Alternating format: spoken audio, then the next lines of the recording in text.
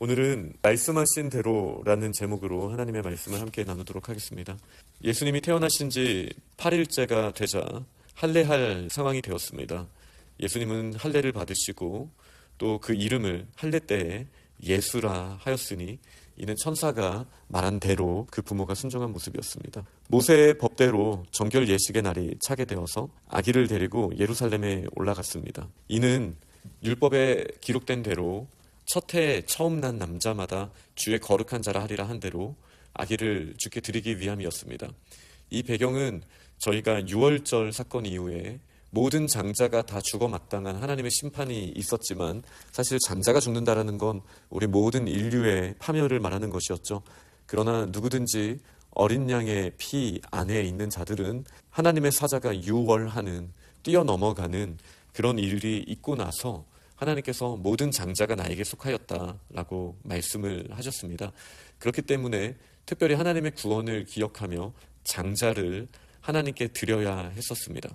그러나 이 장자를 드린다라는 뜻은 원래는 하나님께 성전에 바쳐야 했었지만 그 역사적인 상황 가운데 우선 레위인을 하나님께서 구별하셨고요. 그래서 레위인이 성전에서 하나님을 섬기는 모습이 있었죠. 그리고 또 24절에 율법에 말씀하신 대로 장자의 제사를 하나님께 산비둘기 한 쌍이나 어린 집비둘기 둘로 제사를 함으로써 하나님께 드려졌고 또 이 아이가 부모와 함께 할 수 있게 됨을 전통을 통해서 유대인들은 지켜왔습니다. 그 모습대로 예수님이 행하신 일이 오늘 본문에 나옵니다. 사실 예수님이 그 유월절 어린 양이시지 않습니까? 예수님이 대속하시는 분이시지 않습니까? 그러나 말씀하신 대로 낮아지신 모습 그대로 예수님은 율법을 지키시고 그 말씀을 이루신 분이셨다라는 게 어릴 때 할례와 또 정결 예식을 통하여 저희는 다시 보게 됩니다. 예수님은 율법을 완성하시기 위하여 오신 분이시지 율법을 폐하기 위하여 오신 분은 아니십니다. 그래서 오늘 본문에는 율법의 그 22절에는 법대로 또 23절에는 율법에 쓴 바 이렇게 말씀한 대로 또 24절에는 율법에 말씀하신 대로 이 표현들이 나오고 있습니다. 하나님의 놀라운 역사가 일어남에 있어서 율법이 그 인과관계에 있어서 역할은 없습니다. 그러나 하나님의 인과관계, 하나님의 은혜라는 관점에서 봤을 때는 분명히 상관관계가 있습니다. 하나님의 말씀을 소중히 여기고 말씀대로 행하고자 하는 자들을 통하여 하나님의 놀라우신 은혜의 역사가 일어난다는 사실은 지금도 유효합니다. 저희들도 예수 그리스도께서도 율법대로 이 아기 때에도 하나님의 말씀대로 지키셨던 일들이 그 가정을 통해 일어났던 것처럼 말씀을 소중히 여기고 말씀대로 순종하며 나아가는 우리들을 통하여 하나님의 놀라운 역사가 일어나게 될 줄 믿습니다. 이렇게 성전에 들어갔을 때 시므온이라고 하는 사람이 먼저 나옵니다. 이 사람은 의롭고 경건한 사람이었고 이스라엘의 위로를 기다리는 자였습니다. 그러나 가장 큰 특징은 성령이 그 위에 계신 자였습니다. 성령께서 말씀하시기를 주의 그리스도를 보기 전에는, 다시 말해 하나님의 기름 부으신 자를 보기 전에는 죽지 아니하리라라는 성령의 지시를 받았었습니다. 또 성령께서 감동하셔서 성전에 들어가서 부모가 율법의 관례대로 행하고자 그 아기 예수를 데리고 오셨음을 보게 되었습니다. 시므온은 이 아기를 안고 하나님을 찬양하며 예언하기 시작합니다. 주제여, 이제는 말씀하신 대로 종을 평안히 놓아주시는도다. 하나님의 말씀에 매여 있었던 시므온이 하나님의 말씀대로 정결법을 행하기 위하여 성전에 나온 이 요셉과 마리아 그리고 예수님을 봤습니다. 마치 룻기에도 하나님의 말씀을 사모하면서 베들레헴으로 왔던 나오미와 룻의 모습과 더불어서 보아스 또한 하나님의 말씀대로 연약한 자들을 위한 하나님의 율법을 또 순종함으로 따라가고 있었죠. 이렇게 하나님의 말씀대로 순종하는 자들이 만날 때 또 하나님의 역사가 이루어짐을 오늘 본문을 통해 저희가 또 봤습니다. 시므온은 말씀하신 대로 이제 종을 놓아주신다라는 고백을 함으로써 예수 그리스도께서 바로 그 주의 그리스도이심을 분명하게 선포하고 있었습니다.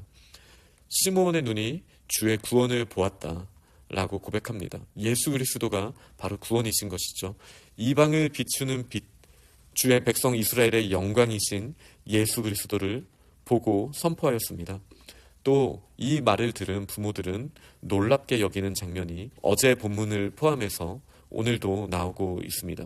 시몬이 축복하면서 마리아에게도 말합니다. 예수 그리스도는 패하거나 흥하게 하는 일을 위하여 세움을 받았다라고 말합니다. 구원은 반드시 심판과 함께 옵니다.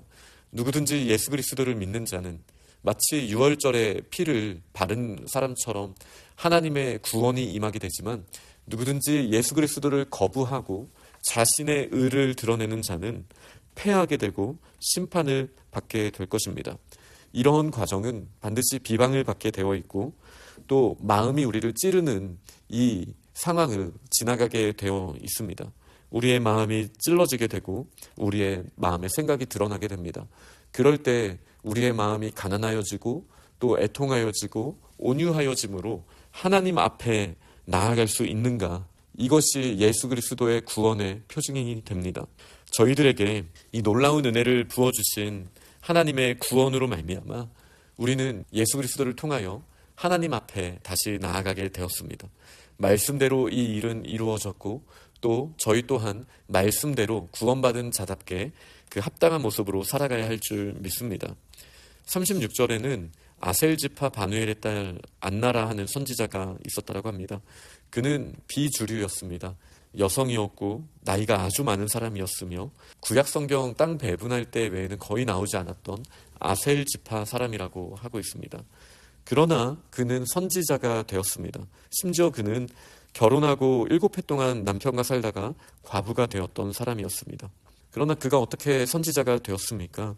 이 사람이 성전을 떠나지 아니하고 주야로 금식하고 기도했던 사람이라고 오늘 37절은 기록하고 있습니다. 모든 상황이 그녀를 비주류로 만들었지만, 그러나 성전을 떠나지 아니하는 마음이 있었습니다. 주야로 금식하고 기도하는 사람이었습니다. 왜죠?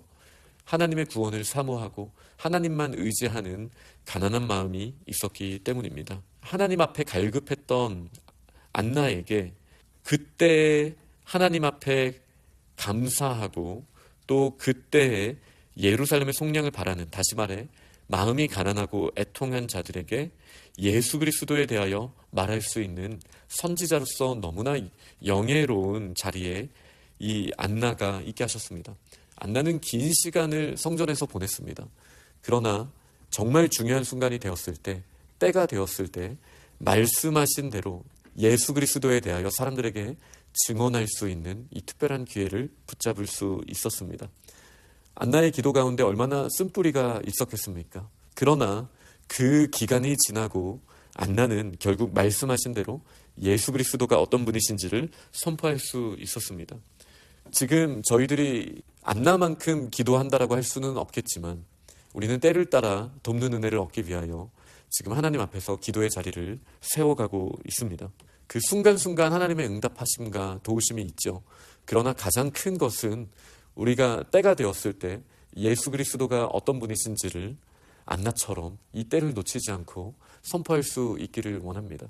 예수 그리스도가 구주 되심을 한 사람에게만 증거하는 일이 있다 할지라도 이것은 우리에게 가장 큰 영예가 될 것입니다. 말씀대로 이렇게 순종하면서 나아갔던 예수님의 가정, 그리고 시므온, 안나처럼 저희들도 하나님의 말씀에 순종하며 나아갈 때 하나님의 놀라우신 영광이 드러나게 될 줄 믿습니다. 예수님은 율법을 따라 모든 일을 끝내고 갈릴리로 돌아가서 나사렛에 거하게 되셨습니다. 예수님이 자라며 강하여지고 지혜가 충만하며 하나님의 은혜가 그의 위에 있었다라고 본문은 마무리하고 있습니다. 율법에 순종하시는 분이셨고 자라야 하는 분이셨다라고 오늘 본문은 분명하게 말하고 있습니다. 하나님께 너무나 어울리지 않는 표현이죠. 연약함에서 강하여지는 모습, 이 또한 낮아지심의 표현입니다. 우리를 위하여 이렇게 되셨죠. 왜죠? 저희도 예수님처럼 자라고 강하여지고 지혜가 충만하고 하나님의 은혜가 있을 수 있도록 예수 그리스도께서 이 길을 걸어가신 거예요. 저희 또한 예수 그리스도를 사모하는 그리스도인이기에 저희도 지금 다 이루었다라고 말할 것이 아니라 예수 그리스도의 장성한 분량에 이르기까지 자라며 강하여지고 지혜가 충만하며 하나님의 은혜가 저희 위에 있는 이 놀라운 은혜를 사모할 때 하나님께서 이 은혜를 저희들에게 허락하여 주실 줄 믿습니다. 그러한 믿음의 사람들이 다 되시기를 간절히 축원합니다. 아멘.